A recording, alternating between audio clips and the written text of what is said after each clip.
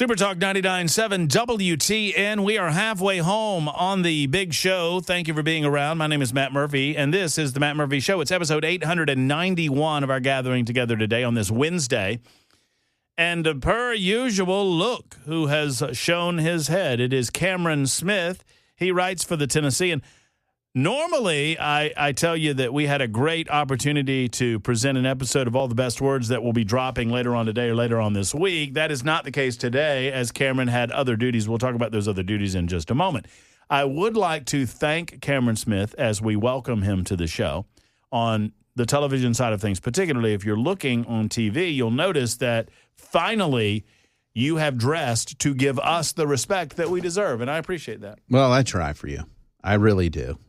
The tech casual that I normally wear, no, today I was suited up. Mm-hmm. I decided to dress like a delicious meat and three country restaurant. Yeah.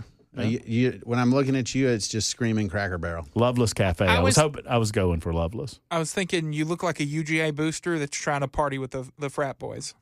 That's awesome. Is that what I look like, Jackson? Yes. Did I look similarly right after the game where Georgia defeated the University of Tennessee 44-41 in overtime? Matt, we had plenty of time to talk about this on the sports edition of All the Best Words, and Cameron sat out because Alabama doesn't have sports anymore. What? I think Cameron set out because I casually may have thrown out that we might have a sports edition, and Cameron's like, no, I don't want to talk about that until next week. No, it was. We decided to do a sports edition of All the Best Words, which is dropping later on this week. Saturday. And it's my understanding that it does, in fact, include a big thing that says sports edition, and it includes a bouncing soccer ball. So did Jackson actually produce this one, or did he let other people handle it? He let other lesser-than people handle those duties while he sat on the couch and co-hosted the episode. What was your word again? Play calling. Play calling. Talked about the Tennessee Titans. Do you remember my word? Attrition. Attrition. Also talking about the Tennessee Titans. Well, mine was actually about the SEC, but, different subject for a different night. What were you doing all day, all dressed up, all gussied up? So on this show, when Senator Blackburn announced, hey, I'm running for governor. Yeah, she came on that day. Yeah, I was here, and I asked her about DCS policy. I said, well, what's your game plan there? Not playing gotcha, but as you know, as a foster parent, it's something I care a lot about. I think it is a broken system right now that we have some real problems in. And she said, well, yeah, I want to follow up with you. And she did. And I know that your listeners are like, well, politician do it. They said, look, I've been engaged with lots of politicians. And I will tell you, not only did she follow up, but when I walked into the meeting and I'd done my homework, I said, hey, here's some things to consider. She knew what she was talking about. She brought things to the table from her personal experience and said, hey, why is this way? What's going on here? And it was one of the best engagements I've had with a politician in a very long time. Wow. Yeah, I was, to be blunt, blown away because DCS and her knowledge of the subject you were discussing. Yeah, she had personal connections with her family, and she was saying things that I've experienced too. Like, because there's so much turnover with case managers, it feels like you're just pressing reset and starting from square one. And it was just encouraging because DCS, Department of Children's Services, for those of y'all who don't know, is a policy area that's really tough to handle, and nobody makes a lot of money off of it. So it's usually kind of ignored, brushed aside, like, we want to do well, but we got to focus on economic development. That kind of stuff. What's wrong with DCS right now? You have a bloated bureaucracy that hides behind privacy in the name of protecting children, and it hurts the children because the system is broken. And what I mean by that is you have, call it, 1,500 frontline caseworkers that are handling all this stuff. You've got a central office that is not well connected with frontline workers, and you have a massive information management problem that all these kids, there's information about all of them. Everybody says privacy, but privacy has become CYA. Right. Well, we can't talk about that. No, we actually can talk about these policies, these bureaucracies, things like that. You just have to keep the privacy of the kids and families in mind. But this has gone on for too long. We are ranked extremely low. I think in low 40s is where we are as a state. You can just read the reports online. We're failing like all kinds of different measures of success. But this has been consistently bad through the last several administrations. And the Lee administration, I think they genuinely wanted to engage here. But if you don't sort of peel back the curtain and say, hey, this is rough, this is bad from day one, and say, will you guys help us with this? Open it up to the media, have the conversations, and say, hey, this is hurting children. The worst, least conservative thing you can have is the state as your parent. We want strong families. That has to mean something. It's just not a talking point. Then we've got to correct this bureaucracy, which means you got to hollow it out. I mean, and I really mean that. Like the central office, there has to be some significant changes in the way we do DCS in Tennessee, because right now we are not going to get better results with marginal changes. It's just not going to happen. When you say, and I did not necessarily intend for this to turn into a Matt Murphy interview with Cameron Smith about DCS, but I'm naturally curious. Off the top of your head, do you know roughly how many foster kids are in Tennessee? Around 8,000. It's between 8,000 and 9,000. And when you say we have to hollow it out, what does that mean? Just build the department back from the ground up? Yeah, well, actually from the front lines up. So what's happened is you have a state central office, a commissioner that's sort of just building on what was done before. This is the typical government inertia that you see, right? What's happening now, and how can we make that better? Right, and I'll give Commissioner Quinn some credit. I mean, like they have solved some of the challenges, right? They've addressed some of the attrition, like case managers in I think 21, attrition was 97%. They almost lost everybody every year, and now that's down precipitously. Like there's some good things. It's not all bad, but instead of trying to build on what's already there, what we need to do is say, okay, what's the challenges facing Tennessee? We got thousands of kids here. Do we have enough homes? Well, no, we need more therapeutic foster homes. We need more of these things to serve this community, and then build the agency from the front lines up rather than the front lines sort of being the last ones to know what's going on. Right. Well, they're the ones that are serving the families. They're the ones that are serving the kids. They're doing the really hard, difficult day-to-day work.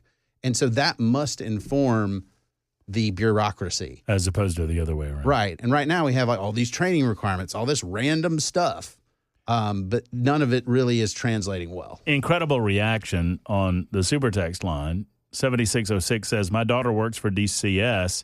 They're so overworked, it's ridiculous. They work many overtime hours. DCS doesn't want to pay them for the hours. Right.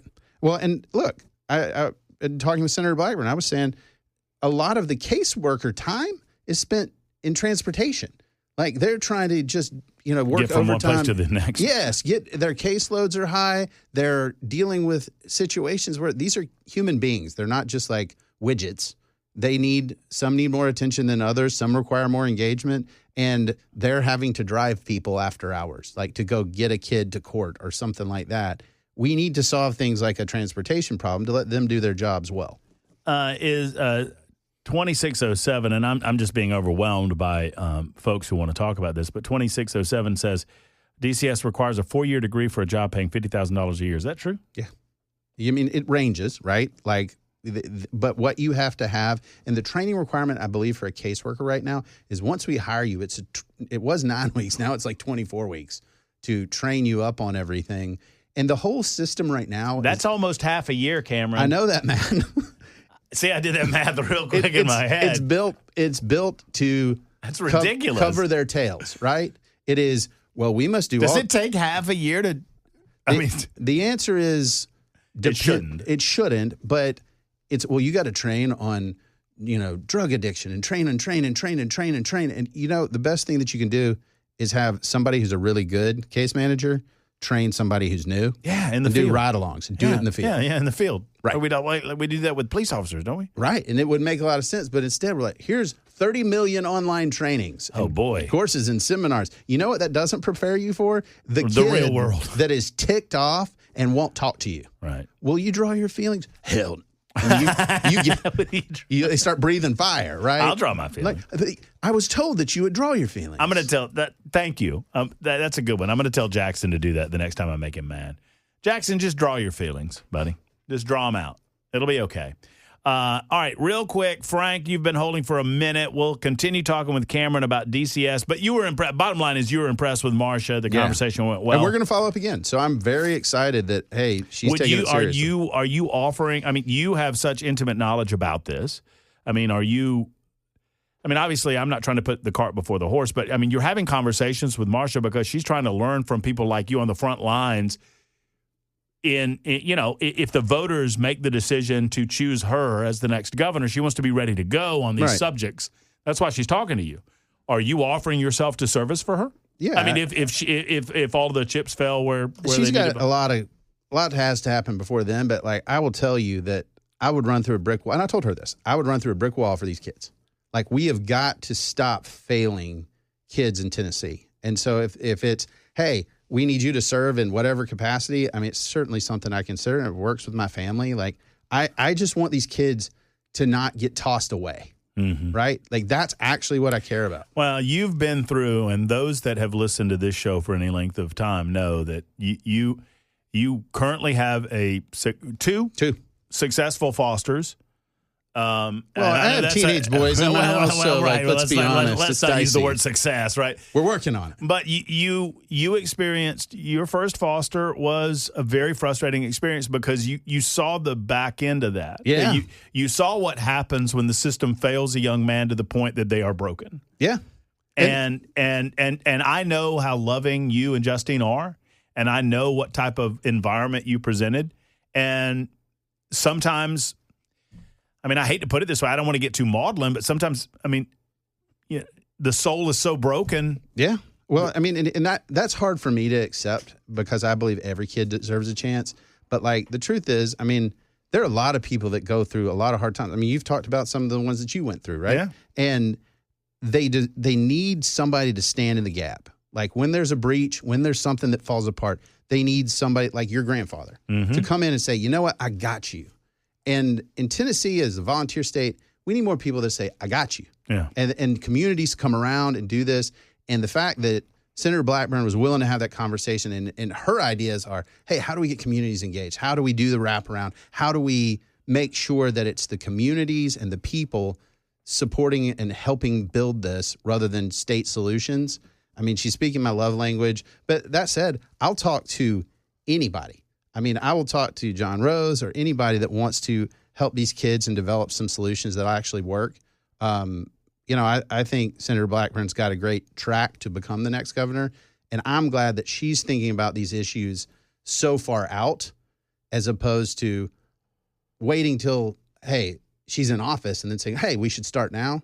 She's thinking about some of these things way ahead, and I'm honored to help her out. I absolutely love everything about it. All right, Frank, we'll get to you in a moment. Frank wants to talk about TSU. Have you seen this about TSU? What a bunch of dopes. Now, I've got an inside source that is coming at this from the TSU perspective. In other words, this is a person that works for Tennessee State University. I'm going to share a little bit of that with you while protecting their anonymity. Continue to take your calls. Also take calls on DCS. There's too many letters. 21 after the hour on Super Talk 99. I can't. You know what? That's just a piece of paper to me. I can't read that. I drew my feelings. Oh, did you now? And yeah. what are your? I can't see what your feelings say there, Jackson. It's a middle finger. Oh, I thought it was a surrender cobra of that kicker of yours. Is that what you did to the kicker? Is that what you did when the kicker kicked the kick that you thought was good? No. Okay. I do much more unsavory things. Did you now? Yeah, I heard some of those in the car. Between the snores. It's Super Talk 99.7 WTN. Super Talk 99.7 WTN. This is my Ken Weaver dance. Yeah, it's a good one. You like that? Yeah. Ken Weaver's going to do the news. Ken Weaver. Yeah, you don't have to do a lot of moving. That's right. Just kind of. You just sit down, and just shuffle your arms. Just shake your moneymaker, as they say. Yes, just shake that moneymaker. Kind of like you're having a seizure. Oh, yeah. Every time I think of shaking my moneymaker, my mama, my God rest her soul, my sister, like my 18-year-old sister, I can't believe I'm about to tell this story, is complaining about not having any money. And my mother says to her, well, Karen, you're sitting on a fortune.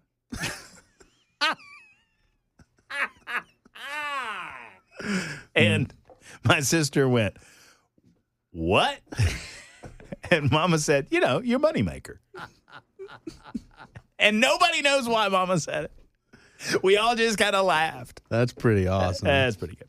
Anyway, 615-737-9986. It's Frank's turn. Hello, Frank. Hey, how you going, young man? Frank, I'm great. I hope you are. I'm super wonderful. But the point is, what I have to say is, I'm here to educate you on the TSU thing and a few other things. I love when you're opposite of me and I'm opposite of you. Two people, all right, a couple of shootings in the neighborhood. Then one day, two people walk into your house, no introduction, no beforehand parts. Just walk into your house, sit down, take a seat, and you welcome them. You don't know whether they're going to shoot you, stab you, or cut you, or rob you. But they just walk in, haven't been invited. And yet, you're going to have some students with all the shootings and things going on, walk into TSU's domain, and not be accosted by what they're doing. Why are you there? That's a venue for learning, not for shooting and cutting, and not for what, Frank? What were they doing? They were sitting there. You don't know what they were going to do. Well, what? No, what were they doing, Frank? That's what I said. You don't know what they're going to do. Well, you don't know what they're going to do. All right, so you're equating. So let me just make sure I understand what you're saying. Hold on, Frank. Hold on, Frank. Hold on, Frank. So hold on, Frank. So my living room. Hold on, Frank. No, we're not doing it that way, Frank. What I'm going to do is I'm going to put you on hold, and we're going to have a reasonable conversation because I'm just making sure. I'm just trying to make sure that in your mind, my living room is the same as a college campus, a public school. So I just want to make sure that's in your mind, an open area space outside at a public university is the same thing as the living room of my house. We're going to find out if Frank thinks that's the same thing in just a moment on Super Talk 99.7 WT. Super Talk 99.7 WT. And stop that, Jackson. That'll put me off my dinner watching you dance like that. It's 38 minutes after the hour on Super Talk. Thank you for being around with us. Cameron Smith is here. Matt Murphy is here. Now I'm no attorney. Cameron, I think you went through law school. Where was that? Where'd you go to law school? University of Alabama School of Law. Ooh, that diploma's in crayon. Mm.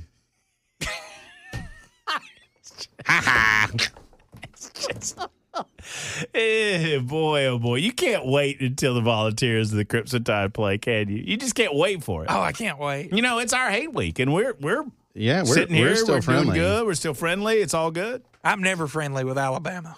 Yeah. That's fair. You're not friendly with the sunshine, just like Josh Heupel. I mean, you can see through him. It's like the pastiest white dude I've ever seen. Whoa. Don't talk about my glorious king that way. Your glorious king, Captain Chinless. Oh, my God. I just spit everywhere. Dan's going to be mad at you for that. I know. It's all over. I'm sorry, guys. Sorry, Hand. Sorry, Benson. Sorry, Mandus. I'll work on that.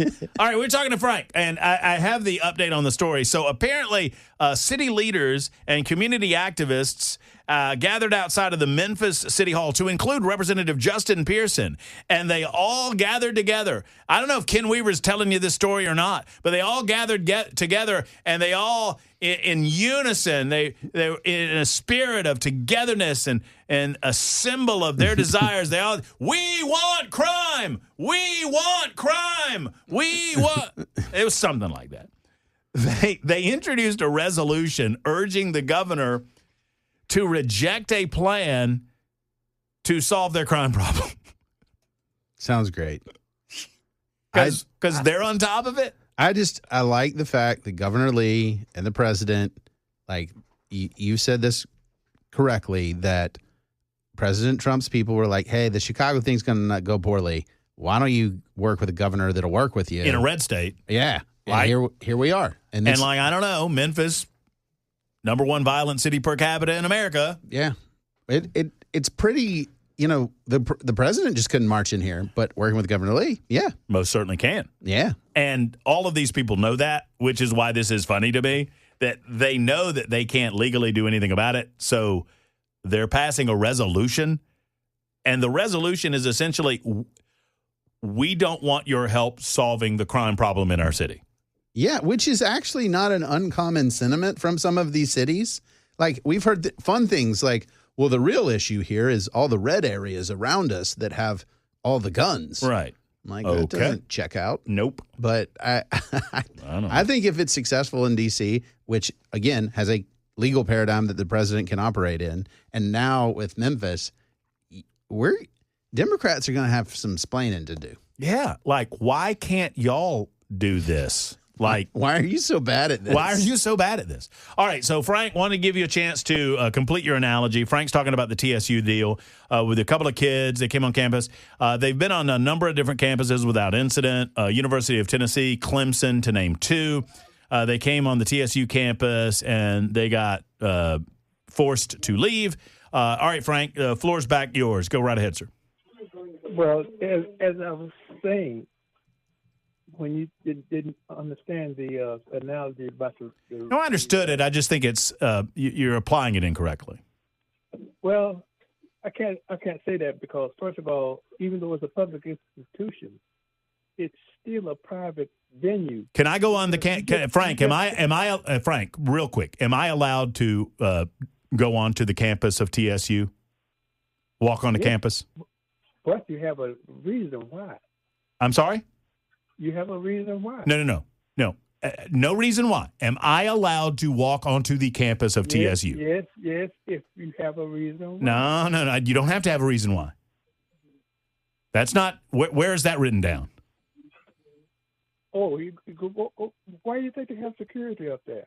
To protect the safety and well-being of the students and the faculty, Frank.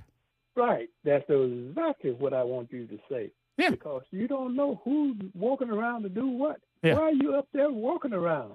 Yeah. Just to show you that you are big and bad and ugly? Is that what those kids were doing, Frank? No. Okay. They were rejecting. Wait a minute. You were calling me big. Oh, you were calling me big and bad and ugly. I got it. All right, Frank. We laughed together. That's good. Well, like I told you, I love when somebody takes the opposite of what I'm taking. Okay. And that's the reason why I even listen to you, because about 55% of the stuff I don't agree with. And simply because when you brought up the Justin Pierce thing, but you didn't bring up the legislature that was found guilty of some wrongdoings. And you're not putting that out. As long as you put it out. Who is that? Wait, what? Who? You're talking about Justin Pearson? Yes. What was the legislature found guilty of? Oh, wait a minute now. I'm confused. I mean, let's set that one aside for a minute. I mean, that's fine. I don't want to get us off the subject. On TV. Yeah, that's the reason why I didn't bring his name up. That's fine. They had him on TV walking him out the courthouse after he found guilty. So we don't need Glenn Cassida. Oh, you're talking about Glenn Cassida. Okay, yeah. He's a bad dude. He's going to jail. He's going to jail and deserves to be in jail. Well, he won't be that long. Trump will fix him up. You think? Maybe. I don't know. You might be right. Frank, if that happens, call me and call me and tell me you were right and I was wrong. Okay? So here's where I'm at on TSU, Frank. Okay? I think colleges should be a place where you have good debate, good exchange of ideas. I don't have a problem with that. But if these kids get on the campus and the campus police decide that they are in some way a disruption or that they are in some way protesting or demonstrating that they are not permitted to do, then the campus police can kick them off campus, which is what happened. That's what it is. But Here's what the problem that I have. In the statement, Frank, made by now, I would argue that they were not protesting or demonstrating, but that's a debatable point.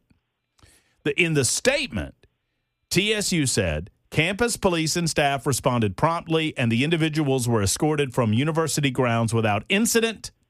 And at all times, TSU students conducted themselves in a professional and respectful manner. That's not true, Frank. That's a lie. How do you know it's a lie? I've seen the videos. Okay.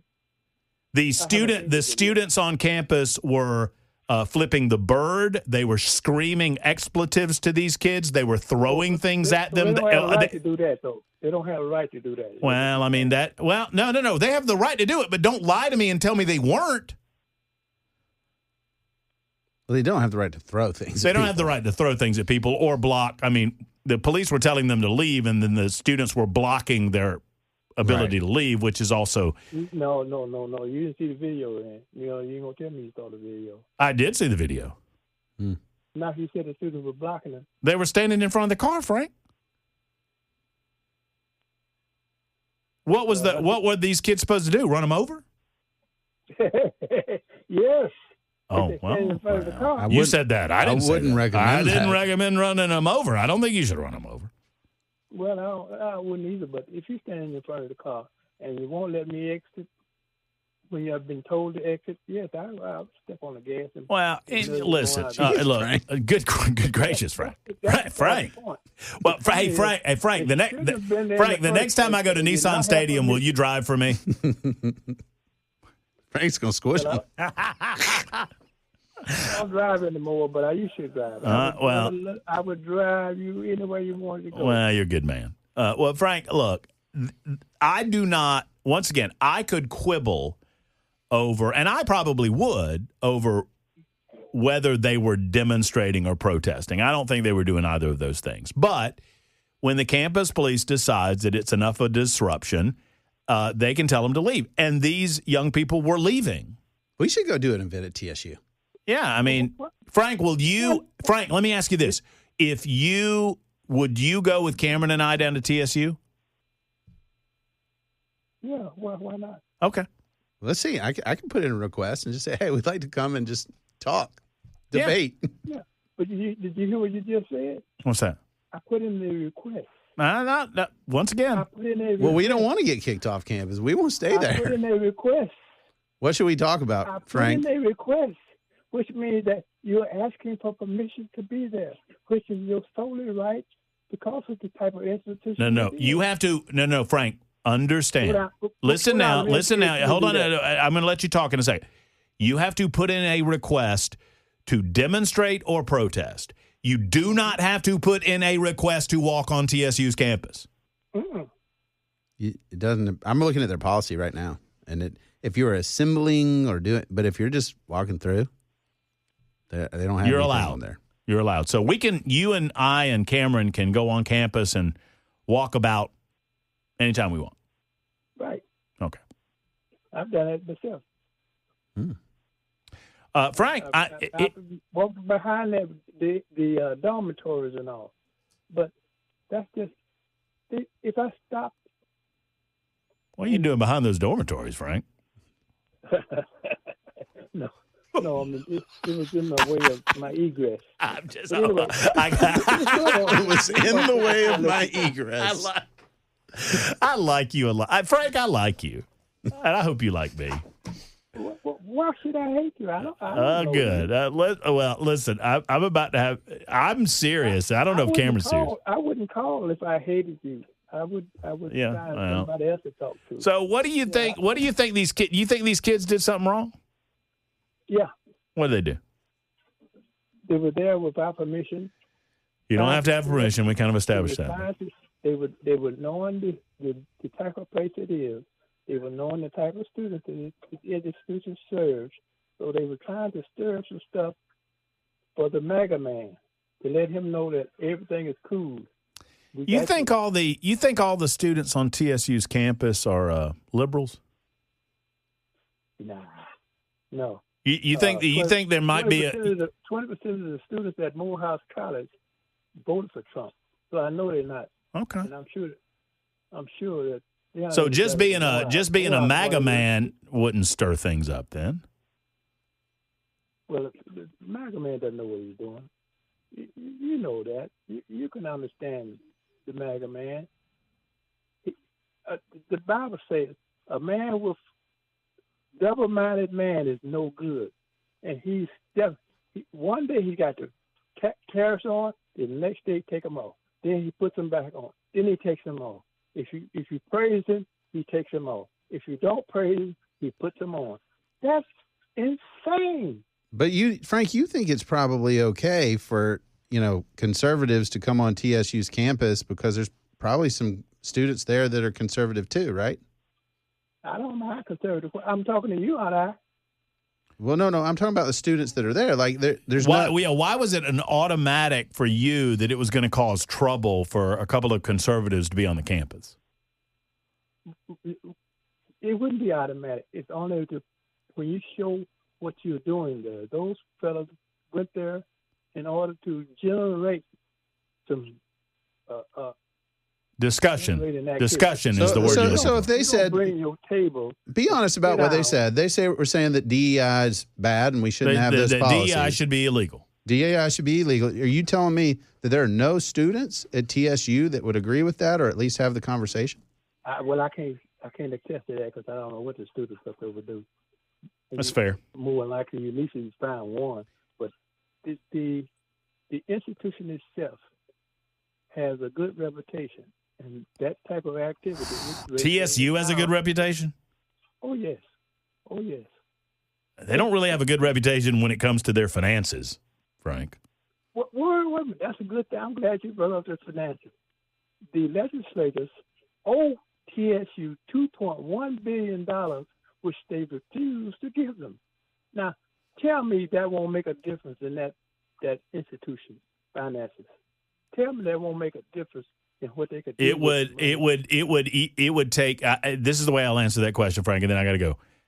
I agree with you that it would take even TSU a little while to waste all that money.